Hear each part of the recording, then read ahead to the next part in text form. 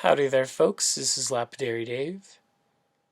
For the last 2 years or so, I've been making a lot of gemstone beads, tumbling, polishing, grinding, drilling, and braiding, using mostly this artificial sinew. I've been using a lot of back beads, some that I make myself, and a lot of foreign glass. African and Russian, Czech or Czech, however you say that. It doesn't matter if it's something tumbled that I drilled like this. Piece of malachite that was actually a piece of scrap that I cut. Or a hand polished and grinded piece of carnelian that I drilled like this. The braiding for these necklaces all take about the same amount of time. Some of which I use beads to add to the look. This is a beautiful piece of Nevada rose. I love this material. I tell people all the time that this is often the most labor-intensive part of my necklace making. Pieces like this piece of Nevada rose might have taken me all of but 3 or 4 minutes of total work time. I just shaped it out and put it in a tumbler. A couple minutes in between steps, I'm sure, of me actually touching the stone tops.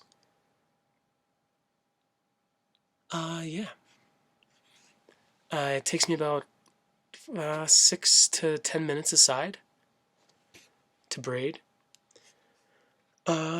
This piece of carnelian might have taken me 20 minutes, so it's pretty pushing it. I'm gonna show you how I do that. I know there's a million ways to braid in different fashions. I pretty much only know 2, and this is the only one that I've ever done. Every once in a while I double up on this braid, and I pretty much always have to make a back bead if I even put one on a double strand necklace like this piece of picture jasper. These are all the stones that I've been working on for the last 2 weekends. When I sit around watching videos, editing videos and such, I braid. Some of these you might notice from other videos.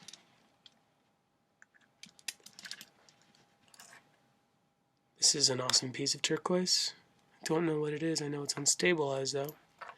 It is awesome. This is a cool piece of serpentine I made a video of. Yeah, this is what I've been doing. It takes way too long.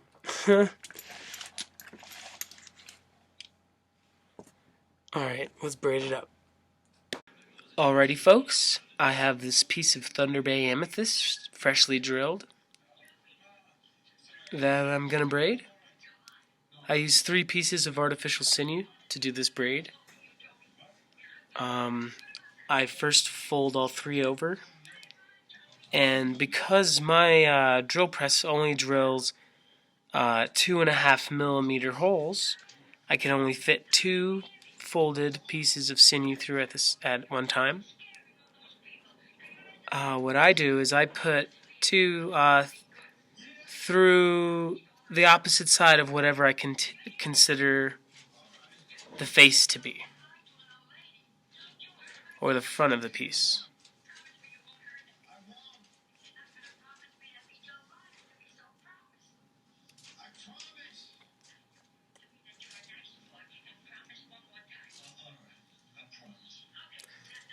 Alrighty, that was hard enough. Every once in a while I do manage to get all 3 pieces through. Sometimes I have to fish it all the way through. But then after that I will just fold it through itself.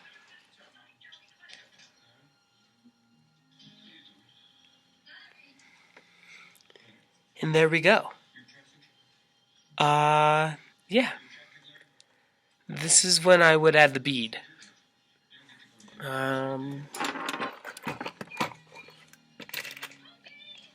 I don't have many beads.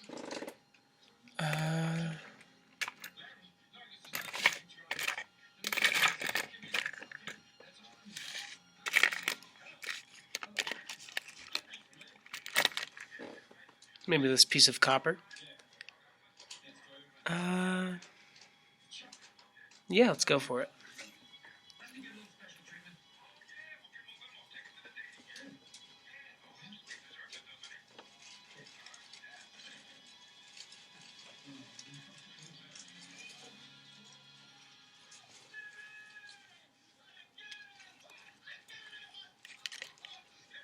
Alrighty. So there's my bead. When I put a bead on with something that's more pointed, it definitely defines the front from the back a little bit better than if I didn't. It seems a little bit less reversible this way.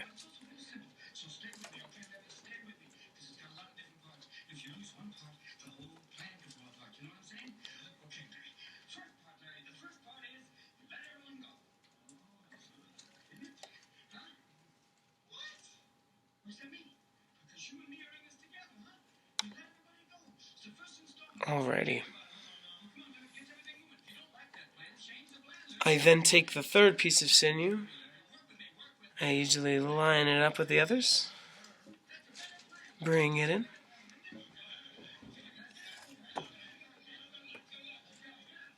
Then I tie 2 knots on the side.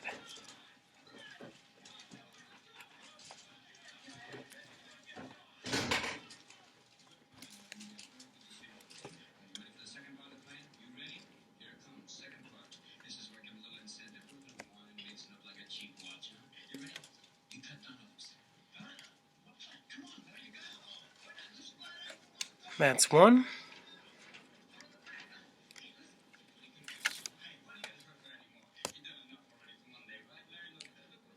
And that's 2.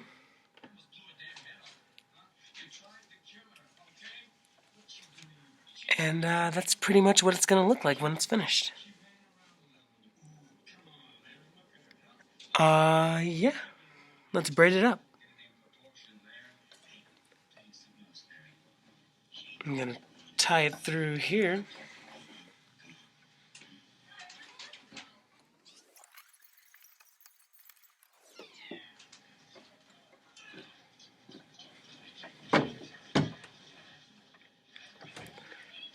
Alrighty, folks. This braid might be common knowledge for a lot of you folks, but until somebody showed it to me, I didn't know it. All I'm going to do is pretty much keep it tight with these 3 strands. Place one side over, then one through that side, and I'm going to repeat over the top.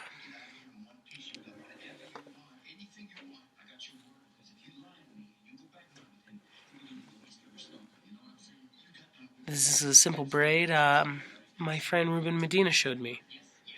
I actually didn't know it before he showed me. I don't know what it's called.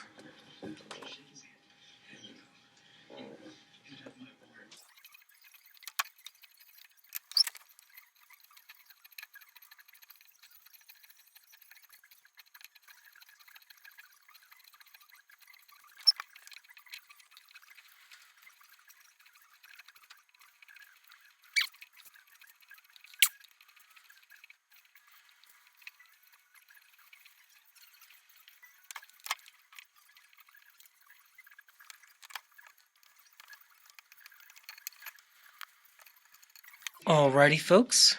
That was one side of this braid. On to the other. I'm going to attempt to show the camera a little bit better. Excuse me. Position my hands a little bit better so you can see my braid. It's simple, but if you can't see my hands, that's no good.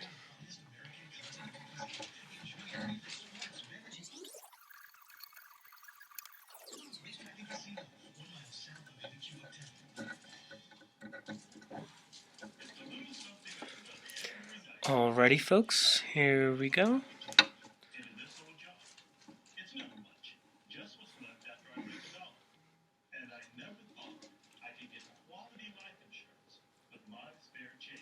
Three strands. First, this far one's going to come over the one in the middle. Then the one on the right is also going to come over the one in the middle. And repeat. The one on the left over the middle. The one on the right over the one in the middle. That's it.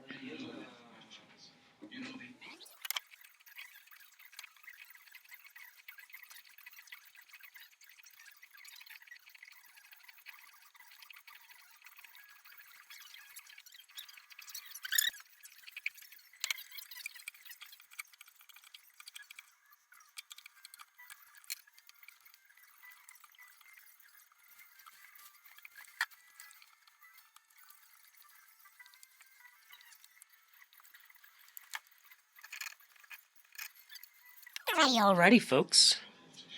Here's the ends.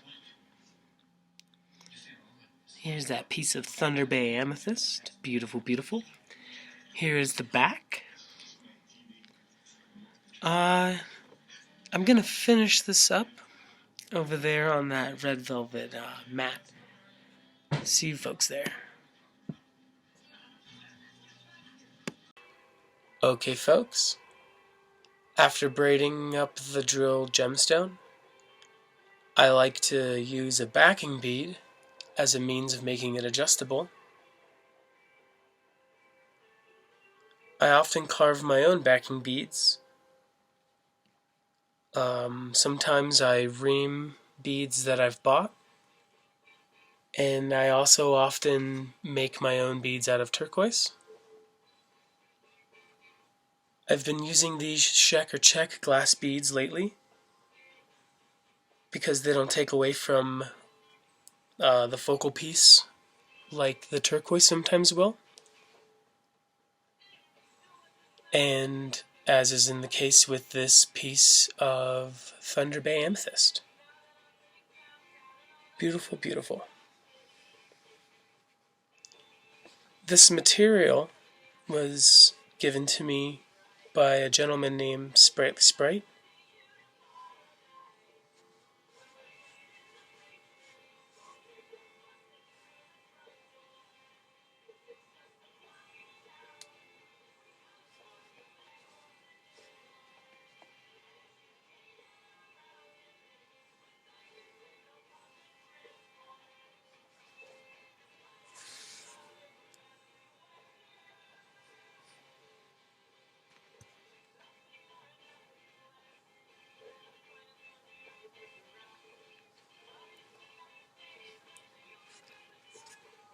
After tying knots and making sure that they're pretty much even,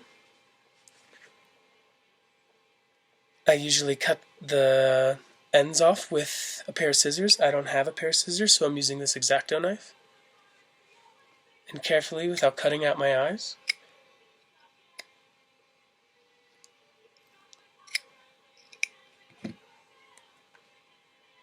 I cut the ends. And that's that. I've actually never had a necklace come apart when I've used this adjustable bead. But I do show some folks that I'll melt the ends, and it just feels a little bit more secure. I've never had it come apart without without doing something to the ends. I think it adds to the appeal.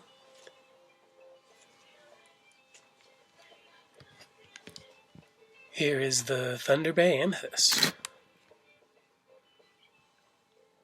Braided up and beautiful.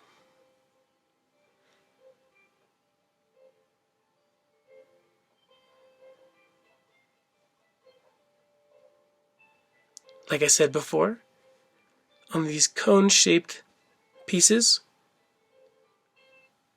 the top bead makes the piece feel a little bit more unidirectional. That's what I meant. It's a little bit behind it. A lot of folks don't mind. I do though, kinda, a little bit. And like I said before, I use this backing bead to make it adjustable.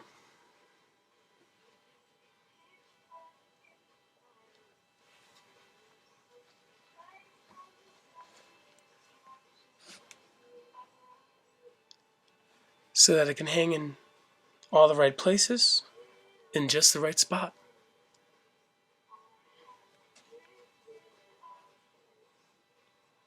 That's what I've been doing for a hot minute now. About 2 years. This piece has only been tumbled. I didn't finish it with anything really. Straight out the tumbler. Thunder Bay Amethyst, I feel, at least the material that I have, is a bit softer than regular amethyst, which is nice for us lapidaries. I believe it comes from Canada,